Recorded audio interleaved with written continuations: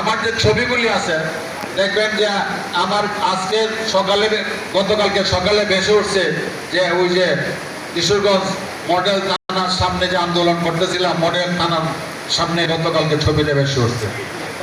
গতকালকে ছবিটা ভেসে উঠছে, আমার 2 মেয়ে দেয়াল লিখন করতেছে, আমার মোবাইলে আছে। এরকম প্রত্যেকে এখানে যারা আছে সিনিয়র নেতারা জীবনের মায়া ত্যাগ করে এই পাখনদিয়ার রাজপথে ছিল। আমি 4 তারিখ পাখনদিয়া ছিলাম না। পাখনদিয়ার সর্বশেষ মামলাটা হয়েছিল 20 জুলাই, যেটা 1 নম্বর আসামি করা হয়েছিল। 2 দিন অপেক্ষা করিয়া আমার নাম 1 নম্বরে ছিল। 2 দিন অপেক্ষা করে আমাদের শরীফুল আলম সাহেব, মাননীয় মন্ত্রী আজকের ভৈরব কুলিয়ারচরের, উনি আমাদের জেলা বিএনপির সভাপতি, ওনাকে 1 নম্বর আসামি করিয়া 2 নম্বর আসামি করলো আমারে। তারপরে সিরিয়ালি আমাদের নেতাদেরকে 3, 4, 5 করিয়া এরকম আসামি করিয়া মামলাটা করেছে। 4 তারিখ নিয়ে আর কোনো মামলা হয় না। 4 তারিখে আমরা খুব টেনশনে ছিলাম যে ছাত্র আন্দোলন, বৈষম্য বিরোধী ছাত্ররা এই আন্দোলনটাকে 6 তারিখ ছিল মার্চ ফর ঢাকা, এটাকে একদিন আগে নিয়ে আসলো। আমি আমার হিসাবে মাথাতে আমি সারা রাত্রিও মিলাইতে পারি নাই কেন একদিন আগে নিয়ে আসলো, যেখানে রাজপথ বন্ধ, রেল লাইন বন্ধ, ট্রেন বন্ধ, আমাদের লঞ্চ বন্ধ, একেবারে সাইকেল, রিক্সা, অটো রিক্সা সব বন্ধ, ঢাকা যাতায়াতের কোনো পথ নাই। আমি খুব ভয় পেয়ে গেছি।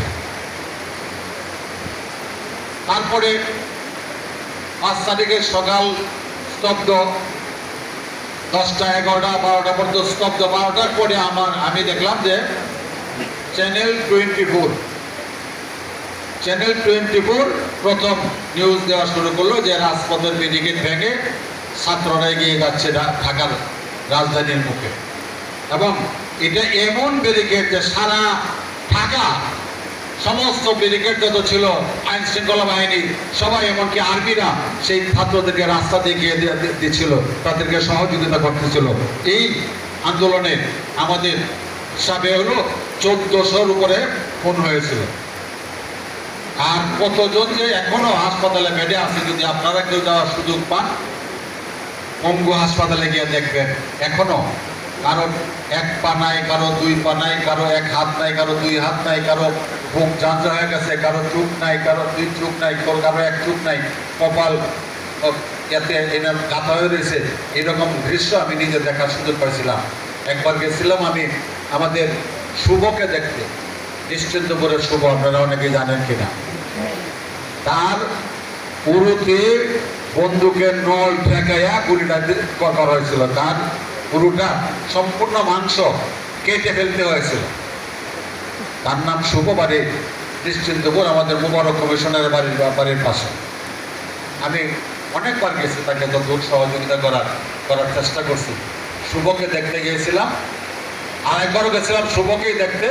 তখন আমি ডাক্তার জাহিদ সাহেবকে ফোন দিলাম, ভাই আপনি কোথায় আছেন? চলে আসেন পঙ্গু হাসপাতালে।